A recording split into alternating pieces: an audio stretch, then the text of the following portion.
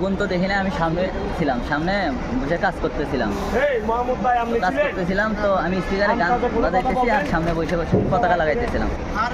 তো হঠাৎ করে এমনি একটা শব্দ হলো, তাই মনে করলাম ওখানে চাক্কা বানায়, তো চাক্কার অনেক সময় শব্দ হয়।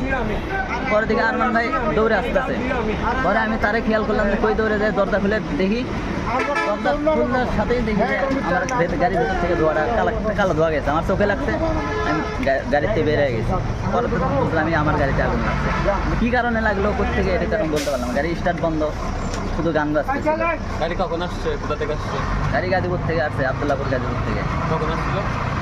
এখানে আসে বলছেন 9টায়, সকাল 9টায়। ছিল না? না না, লোকজন তো নেমে গেছে সকালবেলায়। ছিল না গাড়ি? জি, গাড়ি নতুন, সব করে গেছে। হ্যাঁ সব করে গেছে। ধরেন এখান থেকে আরও এই সময় থেকে আরও আধা ঘন্টা আগে আমরা মেসেজ পাই যে এদিকে পুলিশ লাইনের অপোজিটে একটা ইয়েতে আগুন লেগেছে। তবে কোথায় লেগেছে এটা স্পেসিফিক কেউ বলেনি। শুধু ওই মেসেজটা পাওয়ার সাথে সাথে আমরা স্টেশন থেকে বের হয়ে, আপনারা জানেন যে এখন কক্সবাজার এলাকাটা পুরো ট্যুরিস্ট এরিয়া, ট্যুরিস্টে ভরে গেছে এবং গাড়ির অবস্থা খুব খারাপ। আমরা স্টেশন থেকে বের হয়ে প্রচুর জ্যাম লাগছে। এই জ্যামটা ক্লিয়ার করে আস্তে আস্তে দেখা গেছে আগুনটা আরও বড় হয়ে যায় এবং আসার পরে দেখি যে বিশাল আগুন, গাড়ি পুরাটাই জ্বলছে।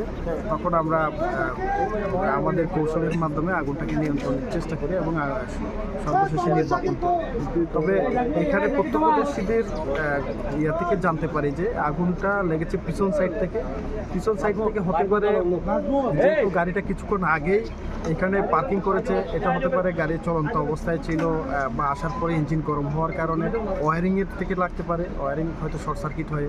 আবার এমনও হতে পারে কেউ যদি সিগারেট খেয়ে থাকে, হতে পারে তাদের লোকদের যারা মেনটেনেন্স করে বা হেল্পার, এরকম কারো অসচেতনতার জন্য এই ধরনের দুর্ঘটনা ঘটতে পারে। অগ্নিকাণ্ডের সময় কেউ ছিল কিনা ভিতরে?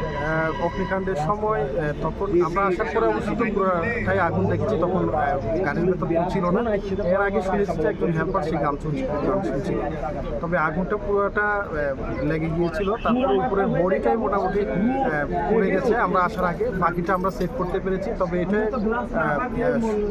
আনন্দের বিষয় যে এটা ইঞ্জিনের কোনো সমস্যা হয়নি, ইঞ্জিনটা অরক্ষিত আছে এবং বডিটাই শুধু ক্ষতিগ্রস্ত হয়েছে। ধন্যবাদ।